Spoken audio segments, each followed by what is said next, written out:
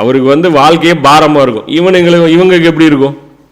இவங்க என்ஜாயாக இருக்கும். அப்போ விரும்பின அந்த தவறுகள் இவங்க செய்வாங்க, அதோடைய பாதிப்புகளும் பெருசாக இருக்கும். அப்போ அதை எல்லாம் காமிப்பான். நீ மன்னனாக இருந்துட்டு தப்பு செஞ்ச, நீ சாதாரண குடிமகனாக இருந்துட்டு தப்பு செஞ்ச, அப்போ இந்த தப்புடைய விளைவு இப்படியே போச்சு, இந்த தவறுடைய விளைவு இப்படி போச்சு. ஒருத்தர் சாதாரணமாக ஒருத்தன் மது பிரியராக இருக்கிறார், இன்னொருத்தர் மன்னர் மது பிரியராக மாறிட்டார். இப்போ என்ன ஆயிரும்? ஊருக்குள்ளே குடிக்காதவெல்லாம் குடிப்பான். ஃபஸ்ட்டு ஜாலிக்குன்னு ஆரம்பிப்பான், அதுக்கப்புறம் அது பழக்கம் தொத்தி போயிடும், அதுக்கப்புறம் அவனால் விட முடியாமல் அடிக்ட் ஆயிடுவான். அதனால் அந்த ஃபேமிலி நாசமாக போகும். அந்த பெண்கள் விபச்சாரத்தில் தள்ளப்படுவாங்க. அதோடைய செயின் ரியாக்ஷன் எங்கேயோ போகும்.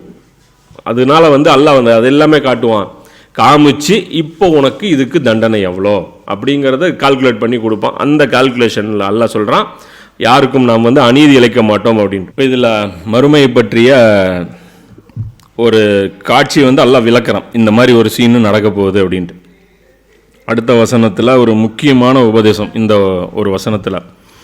இப்போ இது வரைக்கும் ஜென்ரல் அட்வைஸ் பண்ணிருந்தால் மறுபடியும் ஒரு குட்டி ஸ்டோரி எல்லாம் சொல்கிறோம். நாம் வானவர்களிடம் ஆதத்திற்கு பணி சிரம்பணியுங்கள் என்று கூறியதை நினைவு கூறுங்கள்.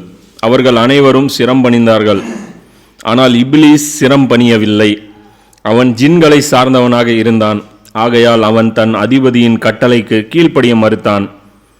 இப்போது என்னை விடுத்து நீங்கள் அவனையும் அவன் சந்ததிகளையும் உங்களுடைய பாதுகாவலர்களாக ஆக்கிக் கொள்கிறீர்களா?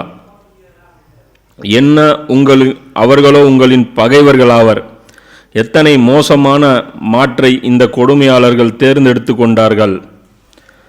18 50 வசனம் எல்லாம் சொல்கிறோம். இந்த இடத்துல அல்லாஹ் இந்த சூரா கஹப் சூரா பொறுத்த வரைக்கும் இது என்ன, தஜ்ஜாலை பற்றிய ஒரு மாற்று மருந்து. அதாவது தஜ்ஜாலுடைய விஷத்துக்கு முறிவுக்கான இந்த ஆயுதமாக இந்த சூறாவை எல்லாம் சொல்கிறான்.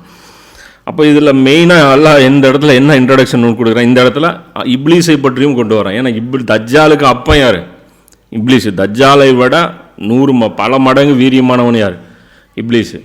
அப்போ அதுதான் அல்லாஹ் சொல்கிறான், இந்த உலக வாழ்க்கை ஒரு சோதனை, அதில் இருக்கக்கூடிய அந்த உலக கவர்ச்சியான அந்த பொருட்களும் சோதனை, தஜ்ஜால் ஒரு சோதனை. இதை மட்டுமே கணக்கில் வச்சுக்காதீங்க, இன்னொரு ஸ்பெஷல் ஐட்டம் ஒன்று இருக்குது.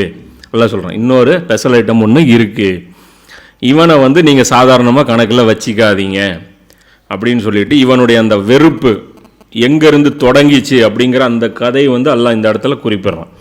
நாம் வானவர்களிடம் ஆதமிற்கு சிரம்பணியுங்கள் என்று கூறியதை நினைவு கூறுங்கள். இப்போ இந்த இடத்துல மலக்குகளுக்கு சஜ்தா செய்ய சொல்லி அல்லாஹ் உத்தரவு போடுறான். இது என்ன சஜ்தா? மலக்குகளுக்கு என்ன சஜ்தா? எல்லா மலக்குகளும் சஜ்தா செஞ்சாங்களான்னு கேட்டால் கிடையாது.